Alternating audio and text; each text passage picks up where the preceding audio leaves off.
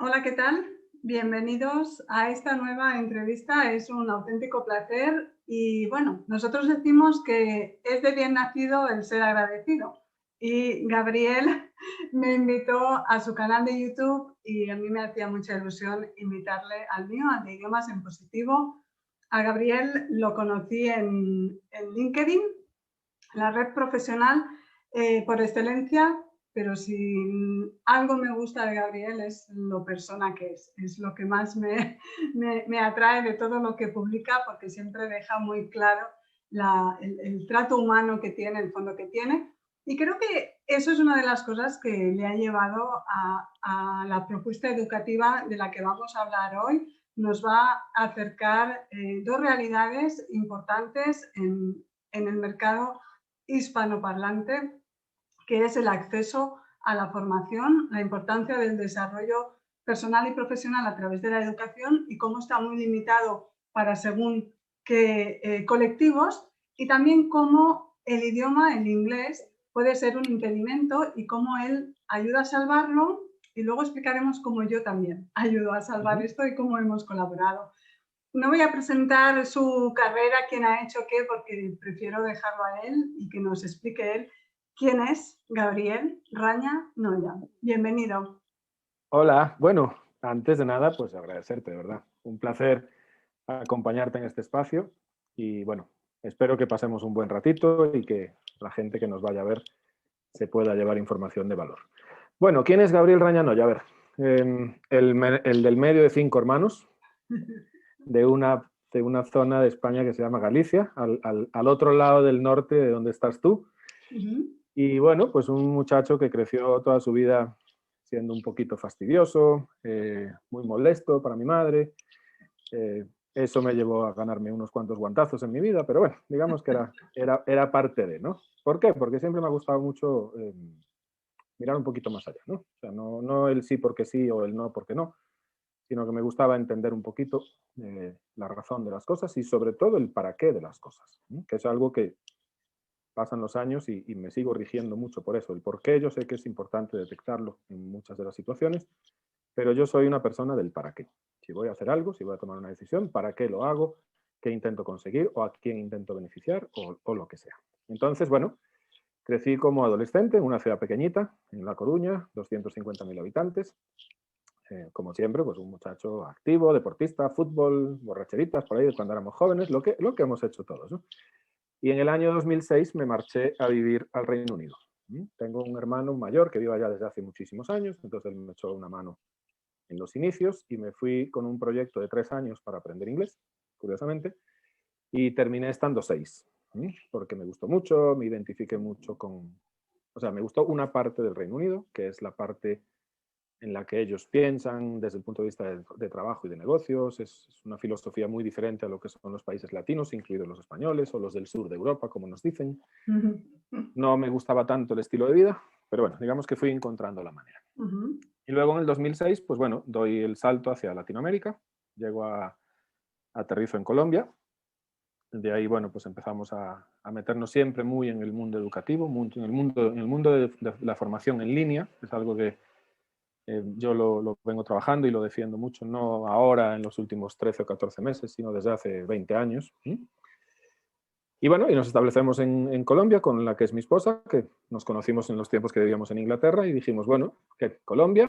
Dijimos, bueno, pues Colombia, vamos a ver qué pasa por allá. Yo nunca había venido a Latinoamérica, entonces dimos el salto, saltamos el charco y bueno, y hasta hoy. Entonces siempre muy vinculados con temas relacionados con gente, ¿no? Yo lo digo mucho en mis perfiles, no sé si ahora está en el de LinkedIn, pero bueno, siempre me he considerado un apasionado por la gente, su formación y su desarrollo, ¿no? Y hasta el punto de ser hasta, como me decía mi madre, que bueno, tú eres el único de los hermanos que le dan una bofetada de un lado y pone el otro, ¿sí? Entonces, pero me da igual, me gusta y creo mucho en la gente y yo sé que hay muchísima más gente buena que mala, y aunque de vez en cuando hay que llevarse malas experiencias, pues también son aprendizaje. Entonces me gusta mucho hacer cosas que tengan impacto directo en la gente y bueno, la formación pues siempre ha sido una de ellas. Efectivamente, es un vehículo fantástico para ayudar en el desarrollo personal y profesional de las personas. Comparto totalmente porque es también mi objetivo, en mi caso, a través del idioma. Explícanos, ¿cómo nace entonces? Entiendo que siempre has estado vinculado con el tema de la educación, pero ¿cuándo y cómo nace Educon EU Escuela de Posgrados? Bueno, pues mira, yo por los primeros 8, casi 10 años en Latinoamérica trabajé con instituciones educativas españolas, curiosamente, que llegaban al continente queriendo abrir mercado, abrían sus oficinas y estas cosas, y bueno, y digamos que siempre les gustaba tener una persona institucional, perdón, que fuese de origen español, bueno, y ahí funcionamos muy bien, ¿no? Y entonces estábamos metidos en ese mundo, pero era muy enfocado al mundo del posgrado. Es decir, los másters para que alumnos o personas latinoamericanas fueran a España o las hicieran en línea. Había las dos modalidades, ¿no? Pero a mí, en mi cabeza inquieta y fastidiosa, siempre me rondaba una idea, o más que una idea era, siempre me rondaba una pregunta que me molestaba. Y era la siguiente. ¿Qué pasa con todas aquellas personas que no pueden pagarse un máster? Que cuando vienes a un continente como Latinoamérica, que es maravilloso, encuentras unas diferencias socioeconómicas muy grandes comparado, por ejemplo, con lo que estamos acostumbrados a ver en Europa, aunque ahora se esté pasando un momento difícil en todas partes, ¿no? Y te das cuenta de que la gran mayoría es gente que viene muy de abajo y que se mantiene muy abajo porque, bueno, desgraciadamente los sistemas económicos, los gobiernos o lo que sea, no les dan las oportunidades que nosotros consideramos que deberían, ¿no? Entonces yo decía, bueno, ¿y esa gente qué? ¿Qué hay para ellos en el mercado? Desde un contexto internacional, porque lógicamente formación hay muchísima para todo el mundo. Los gobiernos hacen esfuerzos, tienen instituciones que dependen directamente de ellos, que dan hasta formación gratuita y todo ese tipo de cosas. Y lo hay. Y en Colombia hay una que es gigantesca. Pero yo lo enfocaba mucho desde el punto de vista internacional. Yo decía, bueno, que una persona venga de una clase social baja, pues no quiere decir que no pueda tener un poquito de ambición en la vida, ¿no?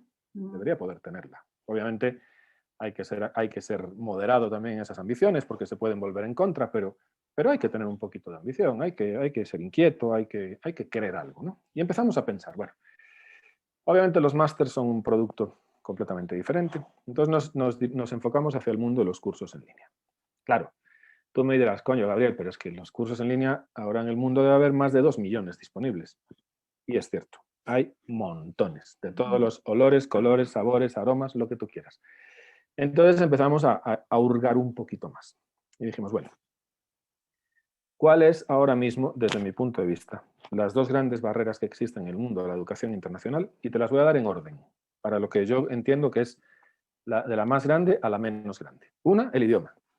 Sin duda. O sea, ni España ni Latinoamérica, y tú lo sabes que estás en este mundo, tienen las tasas de bilingüismo que nos gustaría.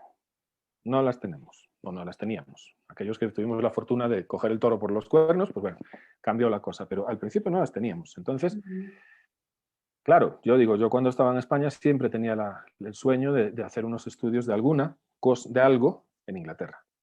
Siempre lo tuve, ¿no? Y claro, después de que mi hermano se marcha, porque mi hermano se marcha a vivir a Inglaterra cuando yo tenía 11 años, ¿no? Entonces siempre había esa aspiración de ir al Reino Unido y estar allá y cuando llegáramos a casa de mi hermano y nos encontrábamos con mi cuñada, que aunque es italiana de nacimiento, te habla en inglés, decías, no, hay que saber entenderse con ella, ¿no? Bueno, todo ese rollo. Pero claro, cuando dices tú, cuando ya llegas al punto de decir, bueno, quiero hacer un curso, un máster o lo que sea en Inglaterra, pues hoy en día muy seguramente el precio no es el que más te echa para atrás. Lo que te va a cerrar la puerta de golpe en las narices es el idioma. O hablas inglés o no hay forma de entrar. Es así de sencillo. Y lo mismo te sucede en Estados Unidos, en Canadá, en Nueva Zelanda, en Australia, bueno, digamos en los países de habla inglesa, ¿no? Y el segundo es el económico, aunque ese sí es cierto que ese se ha venido flexibilizando muchísimo, ¿no? Hoy en día hay mucha oferta de formación en línea a unos precios muy económicos. Podríamos hasta entrar en el debate de que sean demasiado económicos, ¿sí? Cuando tú ves cursos por ahí en $7, 8 euros, que dices tú, carajo, pero oye, de vocación sola nadie vive, ¿no? O sea, la caja hay que moverla de vez en cuando, si no estamos mal. Entonces, pero bueno, obviamente son modelos de negocio diferentes, gente con grandes inyecciones de capital. Entonces nosotros dijimos, bueno, ante el problema del idioma, decidimos lanzar Educon. Y Educon es una oferta formativa de cursos cortos y lo que en Latinoamérica, menos en Argentina, se llaman los diplomados, que son programas que van hasta 180 horas de intensidad, más o menos. Pero ahí fue donde empezamos a rizar un poco el rizo. Y dijimos, bueno, tenemos que ser capaces de montar una oferta que sea dictada totalmente en español, pero que a la hora de certificarse tenga un socio anglosajón. Y que a la persona no se le exija que tenga que estudiar en inglés. ¿Y por qué lo hicimos así? Porque cuando empezamos a concebir la idea de Educon, lanzamos una encuesta, muy, obviamente, muy tradicional, muy doméstica, como se dice, pero hicimos una sola pregunta, y fue, ¿a ti te gustaría incorporar un certificado norteamericano a tu currículum? Si la respuesta es sí, ¿por qué no lo tienes? Y a la respuesta siempre vinieron, a la pregunta, perdón, siempre vinieron 3 respuestas. Fueron casi el 100% y fue, primero, no hablo el inglés. Hablo para comprar un McDonald's, para entrar a un parque de atracciones, para subirme al metro, pero no para hablar, por ejemplo, de coaching, de ninguna manera. De supervivencia, 2, vaya. sí, lo elemental, cuando vas de vacaciones y le preguntas a uno, me sacas una foto, bueno, esas cositas que hace uno, ¿no? 2, o cuando íbamos de vacaciones, no puedo viajar, de ninguna manera me puedo ir 2 meses, 3 meses, un año a otro país, es imposible, tengo obligaciones, mis recursos económicos no dan para eso, o lo que sea. Y 3, esos países son caros. Y es cierto. Sabemos que los estudios en los países anglosajones pues están a un nivel en cuanto a costes mayor, por ejemplo, a lo que sucede en España. Sobre esas 3 barreras dijimos, ahí es donde tenemos que montar el proyecto. No te preocupes por el idioma, porque te lo vamos a montar todo en español. No te preocupes por viajar, porque va todo en una plataforma que la puedes acceder desde cualquier lugar del mundo, a cualquier hora y desde cualquier dispositivo electrónico. Y no te preocupes por los precios, porque los hemos llevado, pues no a $8, pero sí a unas tarifas muy al alcance de todo el mundo. Por ejemplo, un curso como el que tú tienes, que es un curso de unas más o menos 50, 60 horas de intensidad. Se consigue en la página en $65, incluido el certificado. Entonces, ¿qué sucede cuando una persona hace esto? Pues primero, vale, podríamos entrar en el debate de que lo ideal sería que a la gente le enseñáramos inglés. Pero tú y yo sabemos muy bien que eso no es tan sencillo como decirlo así, sin más. Hay un montón de componentes paralelos, ¿no? Entonces, como sabemos que pretender que el 80% de la población sea bilingüe en 10 años es algo que no es para nada realista, y seamos honestos, no va a suceder, pues hay que ver cómo podemos capear o torear ese toro, por decirlo así, pero que la persona siga pudiendo tener esas ambiciones y pudiendo acceder a ello. Entonces, lo hicimos con esas 3 grandes promesas de valor.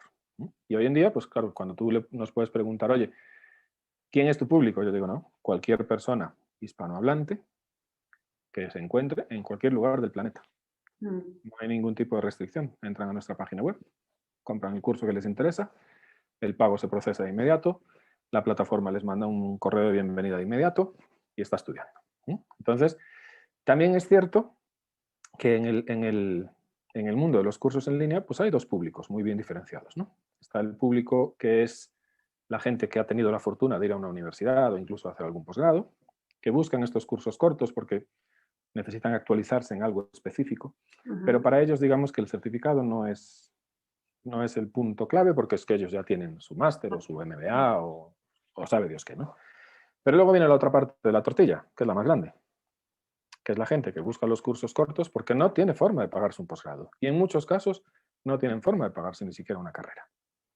Porque las universidades públicas en Latinoamérica, quitando países muy excepcionales, son casi todas privadas. Y las públicas son poquitas. Entonces las plazas que hay son muy, muy pocas. Y es muy difícil entrar, ¿no? Entonces se convierte en un círculo vicioso donde la gente queda por fuera. Entonces ellos buscan alternativas porque siguen teniendo ganas, porque siguen teniendo ese toquecito de ambición y decir, Claro.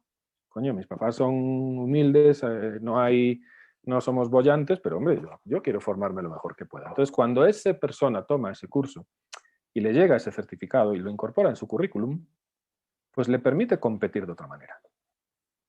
También es cierto que hay que ser muy cauteloso, ¿no?, con la información.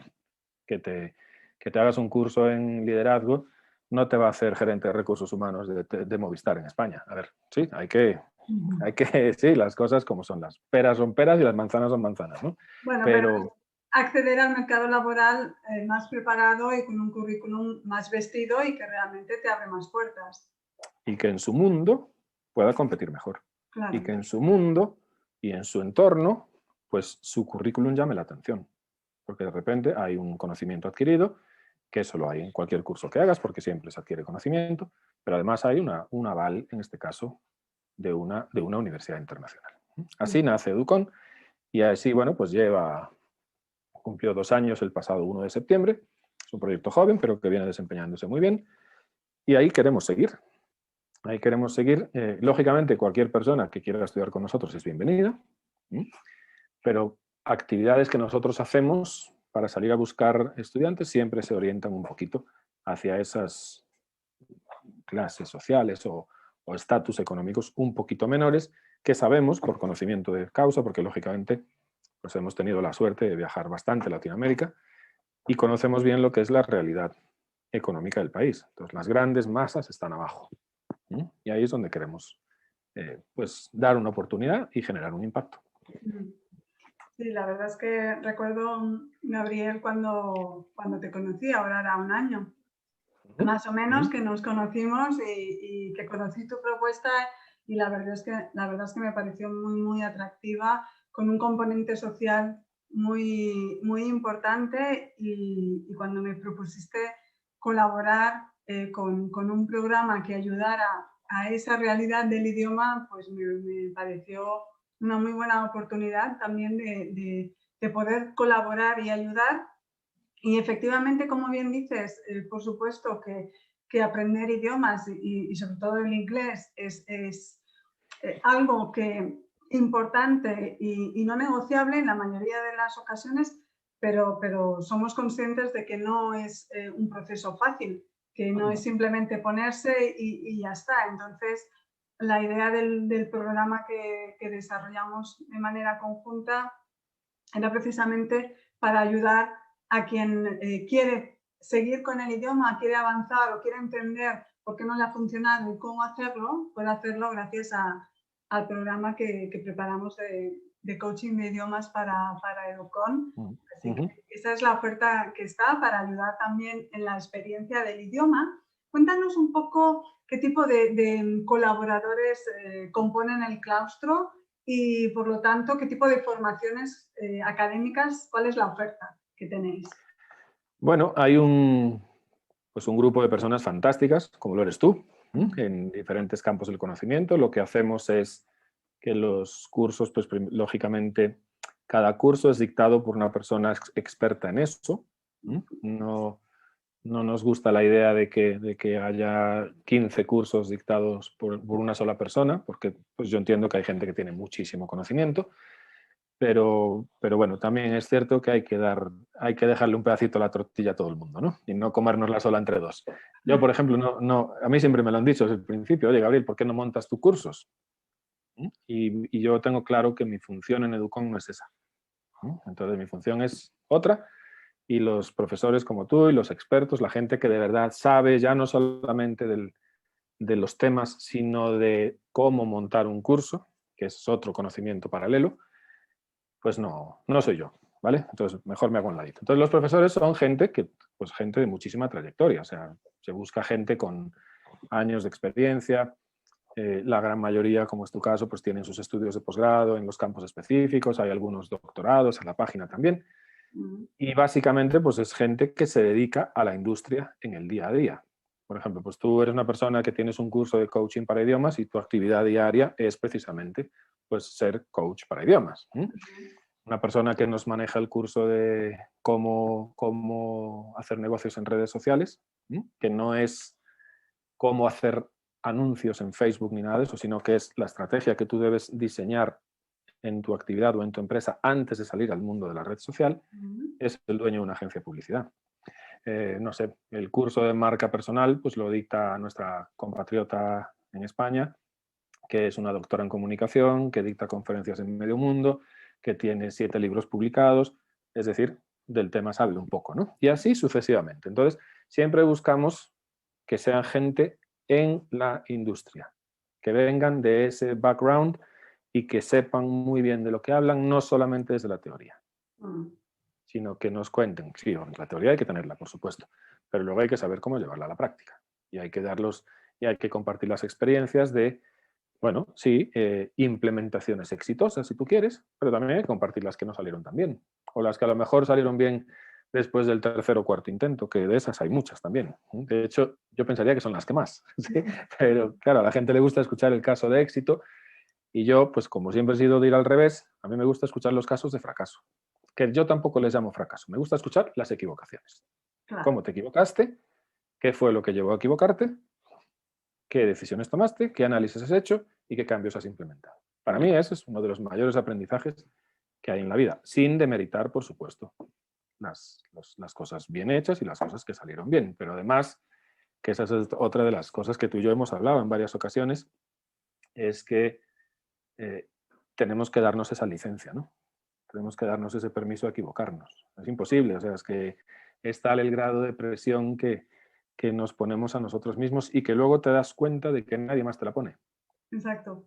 ¿Sí? Y yo esto lo recuerdo mucho hace un par de años en una charla que les di a unos universitarios aquí en Colombia y les pedí hacer un ejercicio muy cortito de 1 minuto, ¿sí? Y les pedí que cerraran los ojos.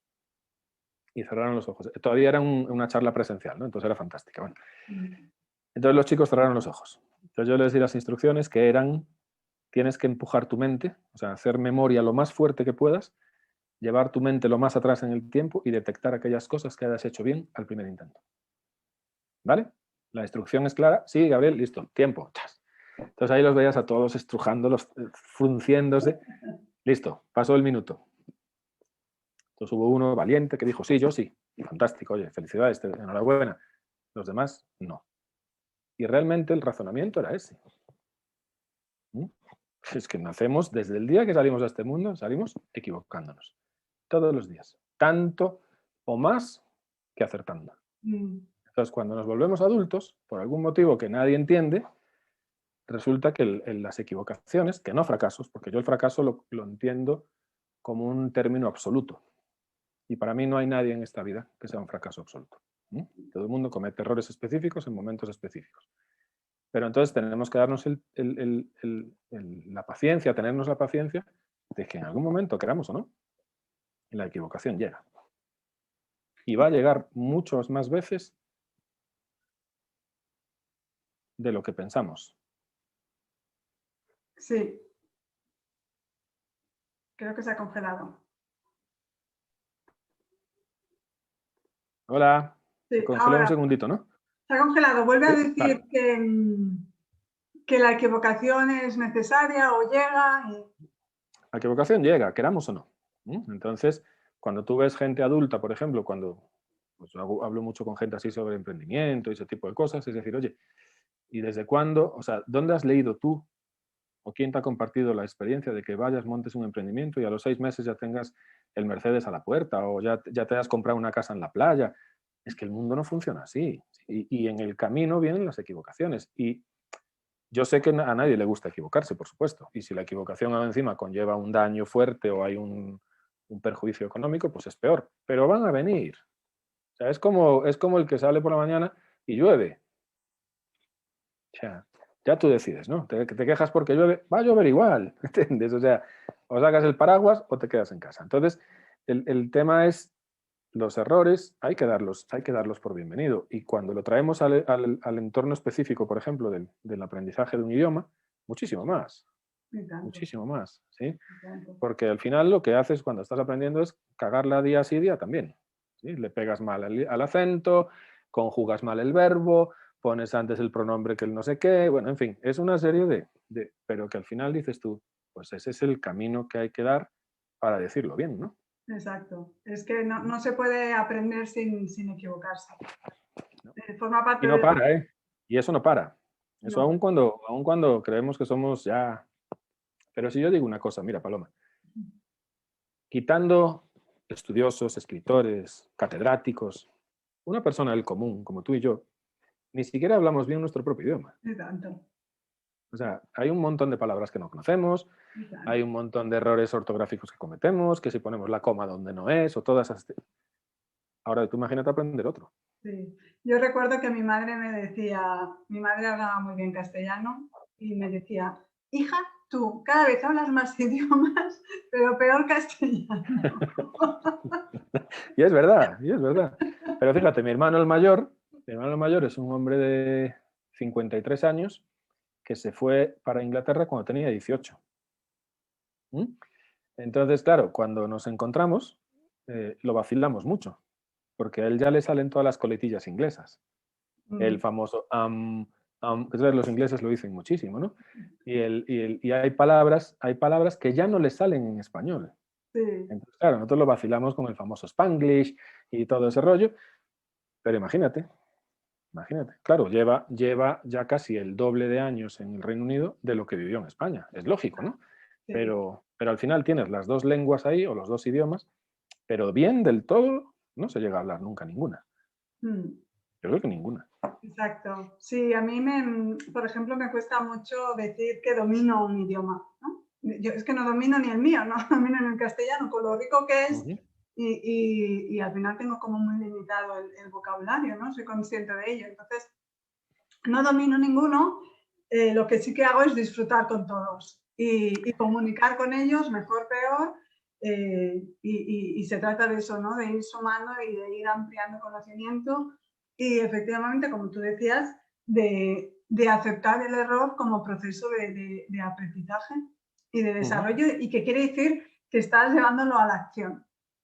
Lo que pasa es que, mira, también es un tema complejo desde mi punto de vista, ¿no? Porque todos estos sistemas establecidos en los que vivimos, ¿no? Porque son millones de ellos, o sea, hay uno de ellos que a mí siempre me ha llamado muchísimo la atención, ¿no? Que es eso de que cuando tú ves, no quiero entrar en crítica con el tema de reclutamiento, no se trata de eso, se trata de un ejemplo curioso nada más, que te piden inglés al 80%, para, por ejemplo, no sé, para entrar en una empresa, para tener un cargo gerencial o lo que sea. Y uno pregunta, ¿y quién determina si yo tengo el 80% o no? ¿Quién? ¿Unas pruebas psicométricas estandarizadas donde ni siquiera me dejan hablar? ¿Eso es un 80%? Te lo digo, mira, yo cuando llegué a Colombia, esto fue julio del 2006, me fui a una escuela de inglés para ser profesor. Dije, bueno, pues mientras me voy encontrando otras cosas o monto un chiringuito o lo que sea, pues ganarme ahí unas perrillas, ¿me entiendes? Hacer algo. No me dejaron. Porque yo en aquel momento, de los 6 años que viví en el Reino Unido, nunca me preocupé de sacarme los certificados. Después lo hice. Pues me puse en contacto con la Universidad de Cambridge y todo el rollo, hice los temas y los tengo. Pero en su momento yo le decía, pero no me vas a dejar ni hablar contigo. Porque, perdóname si me equivoco, pero las clases con los estudiantes son clases orales, ¿verdad? Sí. Pues yo lo hablo bastante bien. No del todo, pero me defiendo. No me dejaron. Entonces yo le decía, oye, ¿y tú a qué nivel de inglés estás? Y se me quedaba mirando como, y dije, no, por favor, no te ofendas, que no quiero ofenderte, solo quiero entender. No, yo al 90%. ¿Y quién lo dice? Porque a lo mejor resulta que tú y yo nos ponemos a conversar y mi pronunciación es mejor que la tuya. Pero tú dices que tienes un 90% y a mí no me dejas ni siquiera hacer una prueba oral cuando vengo de vivir 6 años metido hasta las cejas en un país de otro idioma. Entonces, eso sucede mucho. Entonces, se trata de estandarizar mucho o de porcentuar mucho el conocimiento cuando eso es un error garrafal, desde mi punto de vista. Sí, sí, una cosa es el nivel que tú tienes sobre papel y después la capacidad, la comodidad y la seguridad que tienes para aprovechar esos conocimientos teóricos cuando tienes que llevarlos al contexto real, al mundo real, como yo digo. De hecho, si me permites, uno de los recursos gratuitos que tengo en la web es precisamente una evaluación del desempeño para que evalúes no los conocimientos que tienes de inglés, sino, o del idioma que sea, en realidad porque aplica a cualquier idioma, sino cómo los estás aprovechando, cómo te sientes, cuánto evitas o buscas ocasiones para utilizar eso, porque al final eso es lo importante, mucho más que un título, más allá de que, bueno, los títulos yo creo que a veces es un modo de cribar fácil. Sí, Y yo creo que además también es cierto, o sea, cuando yo viví en el Reino Unido, hombre, yo no sé cómo eran los demás, pero me atrevería a decir que la gran mayoría de nosotros primero lo hablábamos y después te preocupabas de ir leer, empezar a escribir, redactar, comprensión de lectura, todas esas cositas, ¿no? Pero a ti lo urgente para tú desenvolverte en tu día a día era hablar, coño. Porque con el hablar conseguías un trabajo, porque con el hablar pues te sentabas en una escuela de inglés donde simplemente ibas a escuchar y eran clases donde poca teoría te daban, era solamente acostumbrar el oído, acostumbrar el oído, acostumbrar el oído.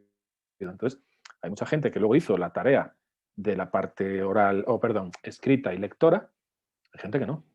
Pero te puedo decir que los escuchas hablar y te quitas el sombrero. Claro.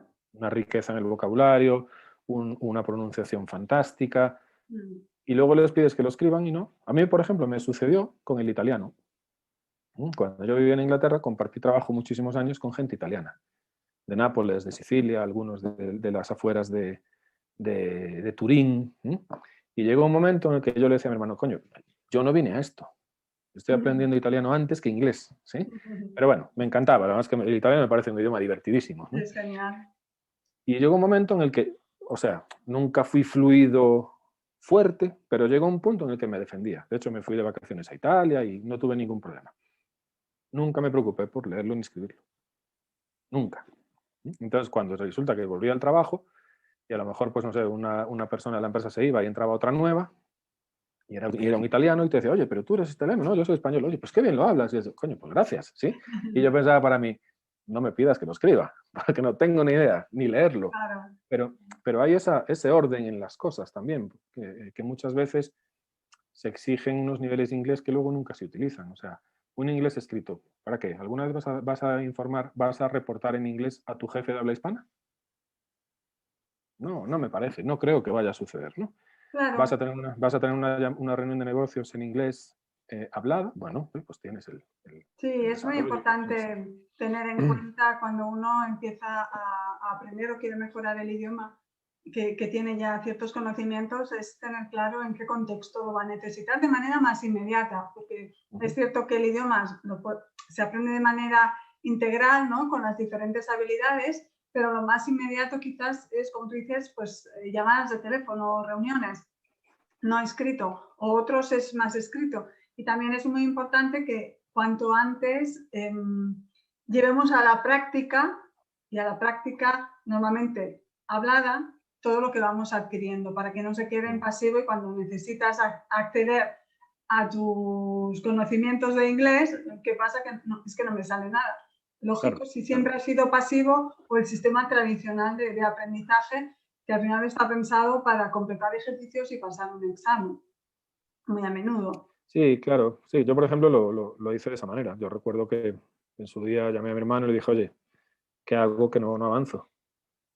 Sí, claro. Y luego encima te viene la otra patada en los dientes, como se dice, cuando te bajas del avión en el aeropuerto de Londres, por decir algo, o en el caso mío, y un guardia de esos de seguridad se te dirige y te pide algo, no tienes ni idea de lo que te está diciendo. O sea, no suena para nada igual a lo que habías estudiado en los cassettes de la No, época y todo ese rollo, ¿no? sí, Pues sí. al final tienes que, hombre, yo sé que hoy en día, por los tiempos que estamos viviendo, pues es un poco extraño, ¿no? Pero en mi época yo dije, no, pues yo para aprender esto me voy y punto. Y me meto allá en el medio de ellos y de hecho, el primer año y medio, casi 2 años, me negué a relacionarme con nadie de habla hispana.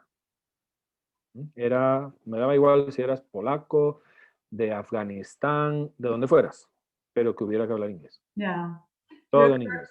sí, yo recuerdo también, estuve un año en Brighton para aprender inglés porque ya había estudiado francés y me fui a Inglaterra diciendo, bueno, no habrá mucho español. No había muchos españoles entonces, estoy hablando del año 91, pero había un grupo de mexicanos al final. Pero yo era sí que me relacionaba con los pocos españoles, pero es verdad que era muy estudiosa y entonces estudiaba mucho y recuerdo aterrizar un septiembre sin hablar inglés, porque había estudiado muy poquito, y en noviembre levantarme un día y darme cuenta de que empezaba a entender. Y esa sensación fue espectacular, que ya Qué maravilla. entiendo lo que me dicen y y todo, bueno, la verdad es que Sí, fue sí, sí. una experiencia muy Yo lo buena. hice, yo lo hice al principio, ¿no? Ya cuando yo me sentía eh, ya seguro, claro. De hecho, mis grandes amigos son españoles que siguen viviendo en Inglaterra. Son una pareja española, él de Cádiz y ella de Burgos, imagínate. Ujú, Pero al principio yo pensaba, para mí no, yo necesito establecer mis bases fuertes y una vez estén, pues claro, ahí sí ya, ¿entiendes? Y luego, claro, también el trabajo, porque hay mucha gente que van a otros países y arman como sus pandillitas, ¿no? En el buen sentido de la palabra, su grupo de amigos, ujú. pero son amigos casi todos de la misma procedencia. Entonces, por mucho que tú intentes estar en Estados Unidos o hablar conmigo en español, en inglés, no nos sale, no No nos va a sabes salir, nos hablar, viene la lengua no. materna. Entonces, llega un momento en el que te metes en un círculo vicioso en el que aprendes a hablar lo estrictamente necesario para desempeñar tu trabajo y nada más.